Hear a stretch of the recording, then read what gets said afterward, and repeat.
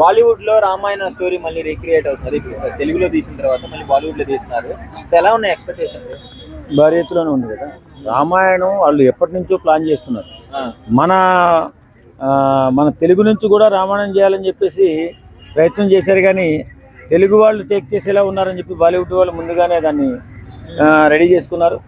ఏదేమైనా రామాయణం స్టోరీ రావడం, మన పురాణ గాథలు ఇతిహాసాలని మనం చూడాల్సిన అవసరం ఎంతైనా ఉంది.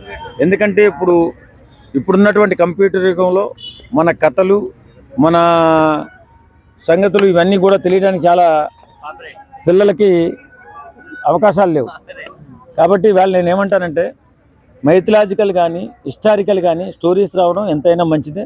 మన భారతదేశ గౌరవాన్ని కూడా కాపాడితే ఇలాంటి సినిమాలు కాబట్టి చేయడం మంచిది. 3000 బడ్జెట్స్ అన్ని కలెక్షన్స్ వస్తాయా? 3000 బడ్జెట్స్ కలెక్షన్స్ వస్తాయంటే వాళ్ళు ఏ నమ్మకంతో సినిమా తీస్తున్నారు? ఆ డైరెక్టర్ గారి నమ్మకం, ఆ చేస్తున్నటువంటి హీరోల నమ్మకం, తర్వాత ఆ చరిత్ర మీద ఉన్నటువంటి నమ్మకం.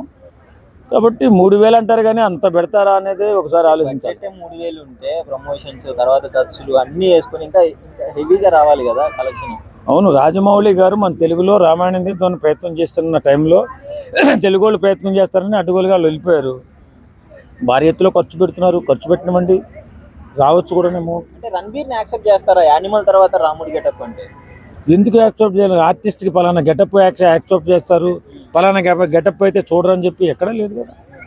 ఖచ్చితంగా చూస్తారు. అందులోని రామాయణం అంటే 2-3 భాగాలకు వస్తుందేమో నాకు తెలిసి.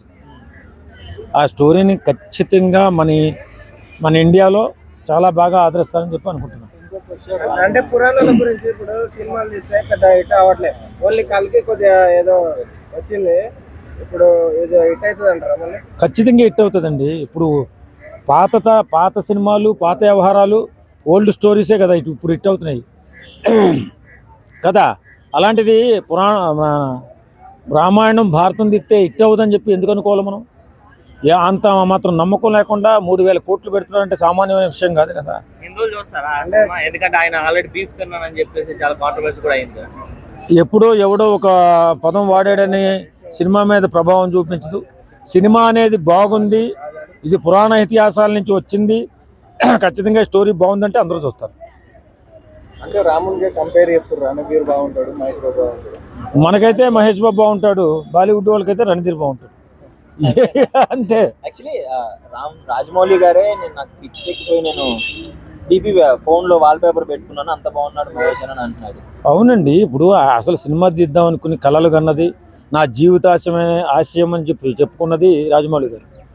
ఆయన అలా చెప్పుకున్న తరుణంలోని లోపల ఈ తెలుగువాడు ఏదో కొట్టేసేలా ఉన్నాడు. వాళ్ళకు ఒక అహంకారం ఉంటుంది, తెలుగువాడు మనకంటే తక్కువలో ఉండాలి, స్థాయి దిగి ఉండాలని. కానీ ఈవేళ మన తెలుగు సినిమా ఇండస్ట్రీ బాలీవుడ్ని దాటి హాలీవుడ్ దాకా వెళ్ళిపోయింది. అది కొంచెం వాళ్ళకి బాధగానే ఉంది. కానీ ఏదేమైనా మన సినిమా వాళ్ళని కొంచెం తక్కువ చేసి మాట్లాడాలని, తక్కువ చేసి చేయాలని ప్రయత్నం చేస్తుంటారు, కానీ అది జరగదు.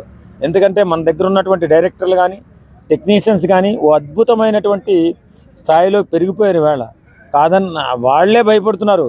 ఏదైనా మన తెలుగు సినిమా రిలీజ్ అవుతుంటే వదిలేరా, తర్వాత సినిమా రిలీజ్ చేసుకోవచ్చు, వాళ్ళది అయిపోయినా ఆ స్థాయికి మనం ఎదిగాం. కాబట్టి ఏ స్థాయికన్నా మనం వెళ్ళగలం. కాబట్టి ఖచ్చితంగా మన తెలుగు డైరెక్టర్లు నిలబడతారు. అలాగే ఈ సినిమా నిలబడాలని కోరుకుందాం. ఎందుకంటే పురాణ ఇతిహాసాలని మనం గౌరవించుకోవాలి. పురాణాల్లో జరిగిన స్టోరీస్ కానీ, రామాయణం కానీ, భారతం కానీ అవి ఎప్పుడో చిన్నప్పుడు మేము విన్నాం, అవి వస్తే చూద్దామని తలంపుతో ఉన్నాం. మాతో పాటు పిల్లలకు కూడా చెప్తాం చరిత్ర. ఖచ్చితంగా ఆ సినిమాలు సూపర్ డూపర్ హిట్ అవుతుంది.